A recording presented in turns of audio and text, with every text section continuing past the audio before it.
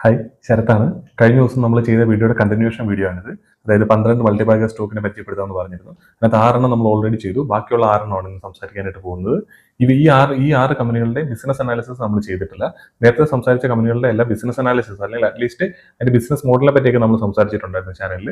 ഈ 6 കമ്പനികളുടെ business analysis നമ്മൾ എന്തായാലും വരുന്ന ഒരു 1-2 ആഴ്ചയിൽ തന്നെ നമുക്ക് ചെയ്യാം. അതിനകത്ത് ഒരെണ്ണത്തിന്റെ ബിസിനസ് അനാലിസിസ് നാളെയോ അല്ലെങ്കിൽ മറ്റന്നാളോ ആയിട്ട് വീഡിയോ ആയിട്ട് തന്നെ ചെയ്യാം. കഴിഞ്ഞ ദിവസം നമ്മൾ സംസാരിച്ച അതേ കാര്യമാണ് പറയുന്നത്. ഈ സ്റ്റോക്കുകൾക്കെല്ലാം പൊട്ടൻഷ്യൽ ഉണ്ട്.